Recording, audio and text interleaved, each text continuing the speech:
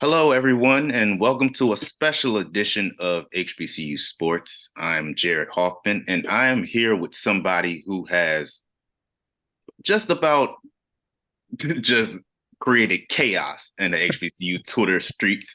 I'm here with Mr. Nick Eden. Nick, how's it going, Nick? It's going pretty well, man. Will we call it chaos, or is it just like control chaos? Because Yeah, it wasn't somebody else. it's very controlled chaos, but it is, I guess you can call it hilarious chaos.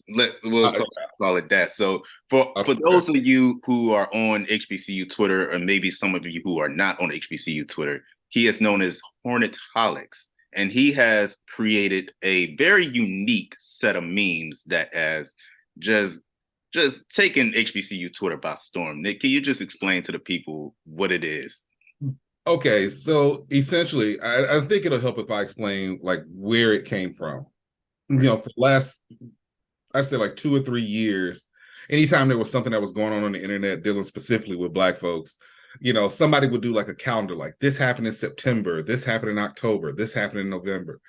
And I was on Twitter one day, and it was the biggest mistake ever. I had never planned on this going past those first 3 days, but we were coming right off of. If anybody know, I'm an alumni of Alabama State University, and uh, we had just come off of kind of shocking the world, I guess you could say. Even though we lead the series against Jackson State, we spoiled Jackson State's homecoming, and so in the midst of that, it's probably on like a Wednesday, and that happened on Sunday. On Monday, I can't remember exactly what it was. I'd have to go back and look at the first calendar, but essentially, you had that. You had the situation where Tennessee State alums are arguing with everybody on Twitter. Then you got HBCU Game Day, which broke the internet by having the Colorado pennant in the back during one of their broadcasts. And so I was just like, man, this is like it's literally something every day with HBCU Twitter, like 7 days a week. And so I just grabbed, because I've made memes for years, right? I'm a graphic designer by trade. I've been doing graphic design over 20 years. And I just grabbed a random calendar and just threw a couple of quick graphics up. And I was like, man, it's been a lot this week. And then I left, like I logged off. I came back later. I came back later on that day, and I had like 10,000 views on that post, like 10,000 impressions. And I was like, oh wow. And I was like, okay, well, this was a cool little thing for just today. And kind of went on about my business. Uh Maybe like a day later or so, it's got like 30,000 impressions. And now people are tagging me and they're saying, well, what happened to on Thursday? What's happening Friday? You're like, you got to keep this going. You got to keep this going. And it just kind of took on a life of its own. I promise you, it was never supposed to go past that very first Wednesday, but it's been phenomenal. Like it's really been phenomenal. I cannot explain. Like, and every week, everybody's like, it's to the point now I don't even have to look for anything.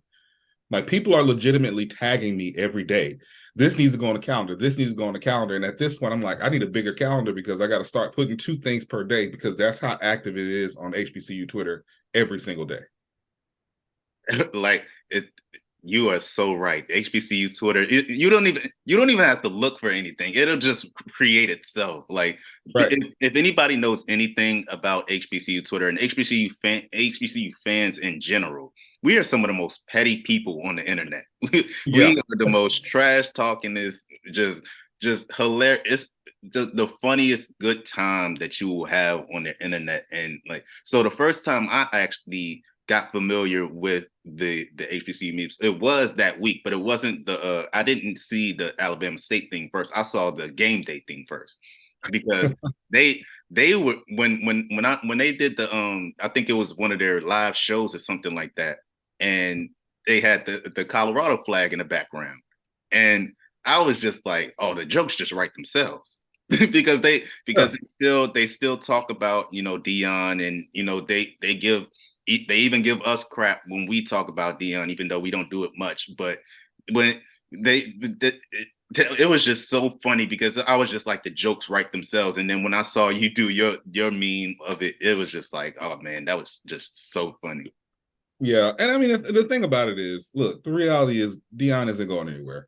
Um, it's and at least not now. I mean, it's only a year out from when he left. I mean, it's still it seems like anytime there's something that happens in Colorado, somehow HBCUs get brought into it. And so, I can't get mad at anybody for covering it.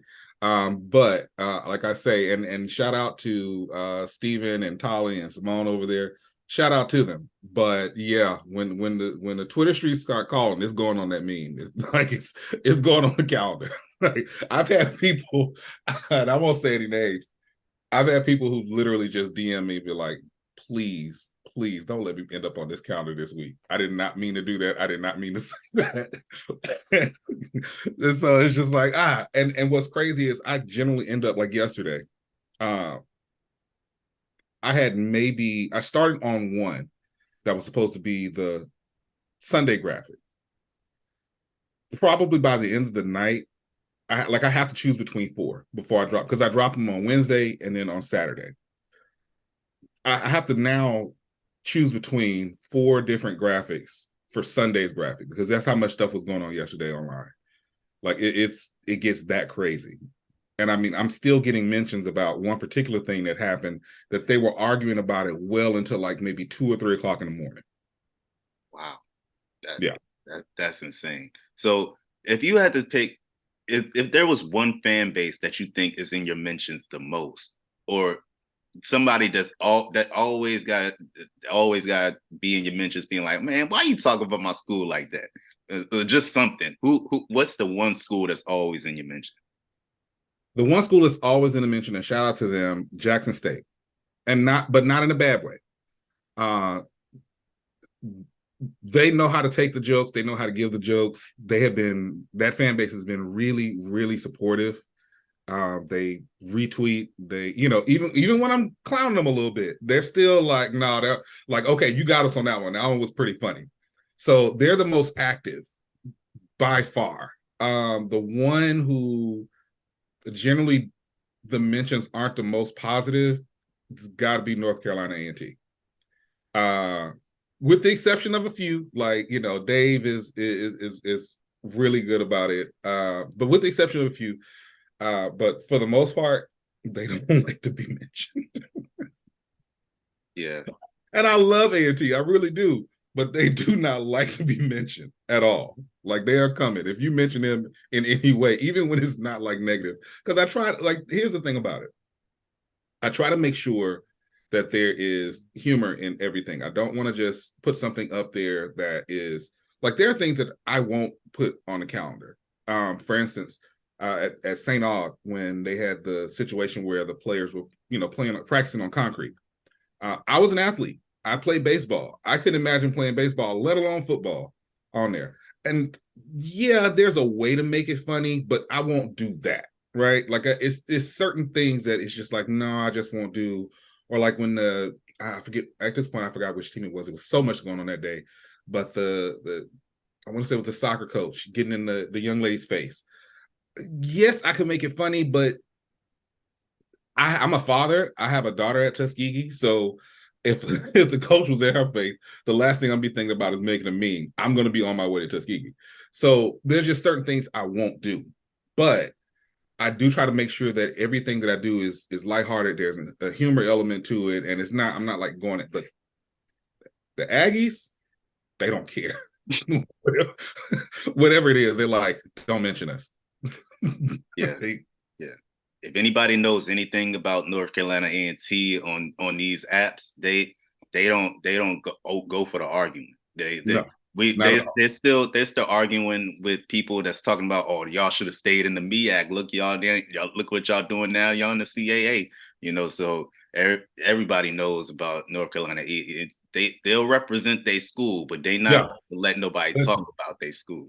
those Aggies will ride hard for A&T, and I look, I'm here for it. I love it, but it's just jokes, and that they are actually the reason that I put the disclaimer at the end. So anybody who's seen the calendar, there are 8 spaces, and at the end, I put a disclaimer. I'm like, listen, it's just jokes.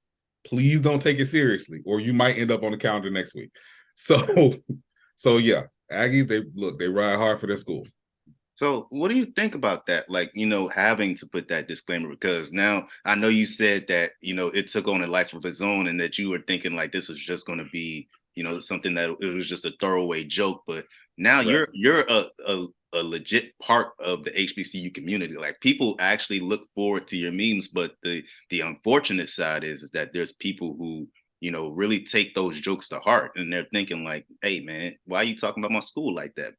But serious though, like they're not joking. Like they don't go for those type of jokes. But like, what do you think about the responsibility of, being somebody who is, I don't want to say an influence, but like somebody who creates content on these apps and has to be responsible about how he uses it. Well, so for the most part, the response has been overwhelmingly positive, right? I'd say like maybe 85-15. It's been overwhelmingly positive. I do think about it. And again, that's why there are certain things that I just won't cover. Because there are certain things that even though, and maybe it's just my kind of sick mind, I can make it funny. I wouldn't make a joke about that, at least not publicly. Now my group chats are going like look, my outtakes are ridiculous, but I have to look at it from my standpoint. As a Hornet, like Alabama State, over the last few years, we've taken a couple of really public L's. So I understand where it's just like, nah, you get mad about it, but after a while, you just kind of joke. Like even my tagline, Hornet Holic, that was a result of that because it's just like, look, I love watching the Hornets play football, but by the fourth quarter, you will be stressed out. You will be drinking. You'll be hot. You'll be sweating, musty, and yelling at the TV because you're that frustrated. So for me, I look at it like if I can make jokes, and I've told people, and even some of my fellow alums are like, "Hey man, make sure we're not on the." I'm like, nope. If we take a L, we are going on that calendar. So if I'm willing to do that to my own school, which I love dearly, there's not too many people that I know that love Alabama State more than me. If I'm willing to do that to my own school, what do you think I'm going to do to you?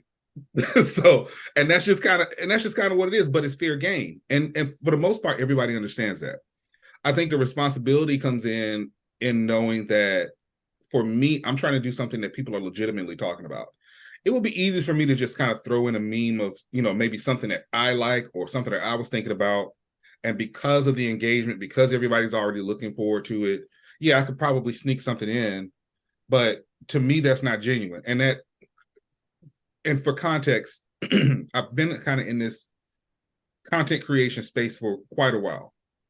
I actually stopped a previous podcast because I literally was like, look, I don't have anything else to say. So rather than give you a bunch of fluff, let me just stop because I can't add any more value. So I think that's the responsibility. The responsibility is being like, okay, if there's nothing going on that week, there's just nothing going on that week. Period. You know, fortunately, that's not the case with HBCU Twitter. But, and because I studied communications, there's always this part of me that has journalistic, credibility on the line. And I always look at that. I look at that integrity and I'm like, okay, well, this is a responsibility. Everybody can get these jokes, but it's going to be something that everybody's talking about. So that's why I say it's like a controlled chaos because it's already a chaos that's going on. There have been weeks where, yeah, Dion has dominated the calendar. There was one week legitimately where Dion was on the calendar 3 times. And I'm sitting there and I'm like, gosh, this is enough. But to be honest, of that week, that's what everybody was talking about in several different ways. So and I think that because it is authentic in that, I think that people respect it and they're just like, okay. I mean, it's legitimate. This is what we were talking about. I'm seeing the same thing on my timeline that he's seeing. Yeah, and I to go on what you were saying, like I feel that same way, as a writer. You know what I mean? Like one thing about the HBCU community, they're gonna get you right. If you say something wrong, if you get a fact wrong about their school, if you write something and you get the facts wrong, they're gonna correct you. And it's not because they're just trying to defend their school. They want everything to be reported accurately, and they're trying to make you better. Yeah. As people. You know what I mean? So it's definitely It's never mean spirited. Right. Rarely ever mean spirited. Let me say that. Rarely ever mean spirited.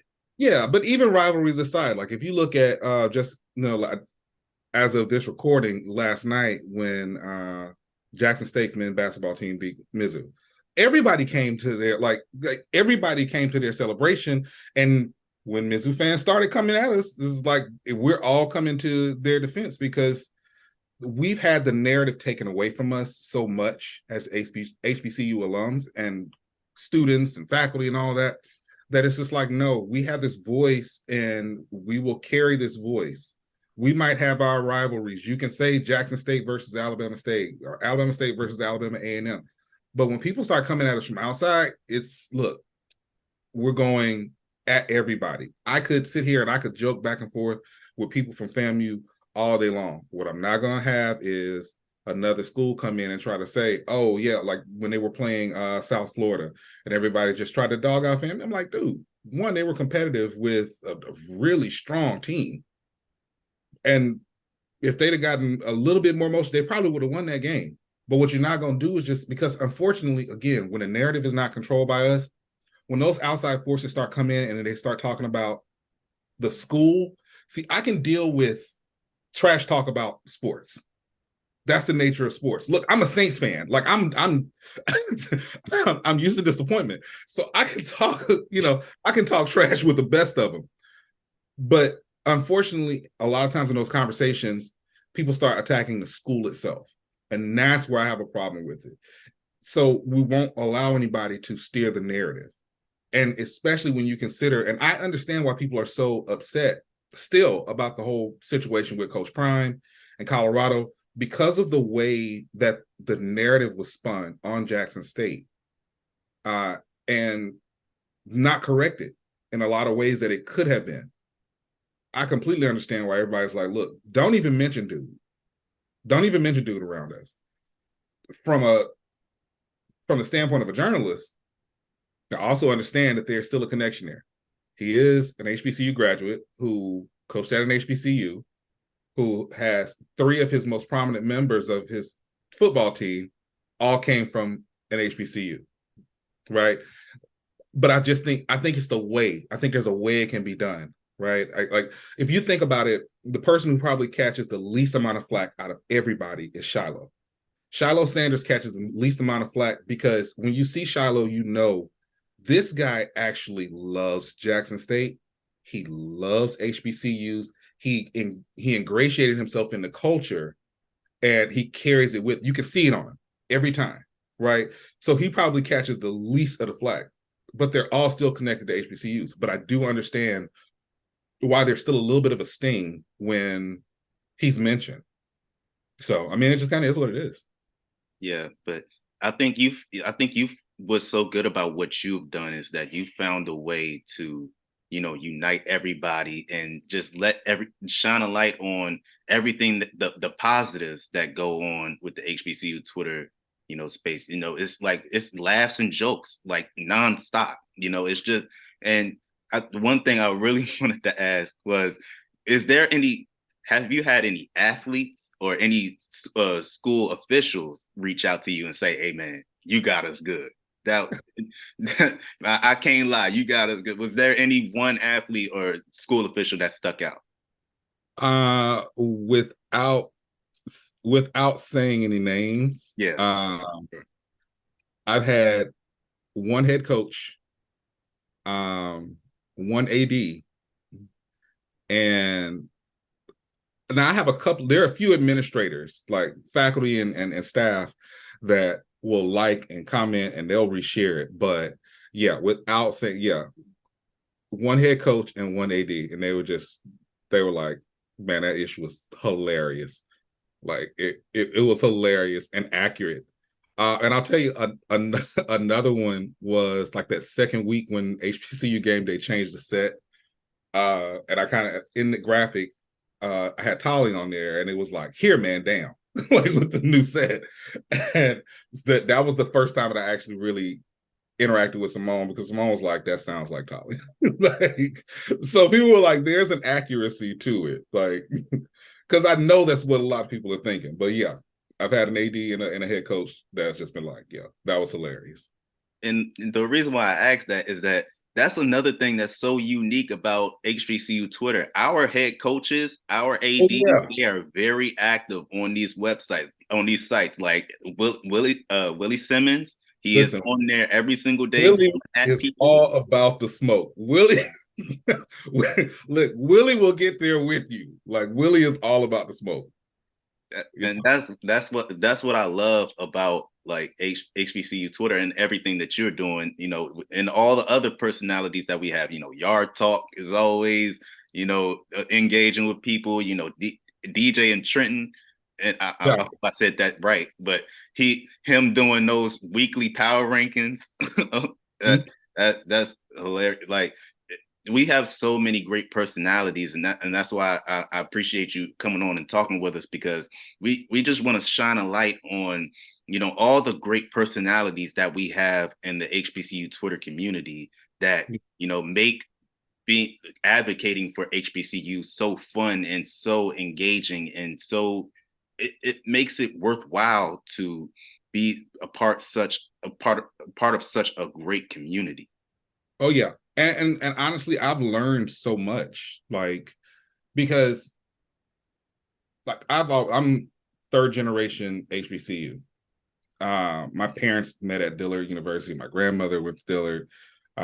Yeah, I broke tradition, but it's life. Uh, so I've always like growing up in my house. It was almost like HBCU boot camp. It's like I could, if I had to do like a collegiate family tree, it's going to be 75% HBCUs. Period. Like I literally outside of my daughter being at Tuskegee, I've got 4 nieces at HBCUs right now. So it's kind of ingrained in us in that way. But I do think that sometimes you can get a little siloed, especially when it comes to social media. And for years and years, like I wasn't as active on Twitter. I was more so active on Facebook, and that can be really, really siloed when it comes to just your interaction with people outside of your sphere. HBCU Twitter has put me in a position where I have, met and learned about I've learned so much about North Carolina Central this year. It's ridiculous, and that's why I always give props to Josh at HBCU Nightly, because there are things that I had that were connected to me personally that I had no idea there was a connection with North Carolina Central.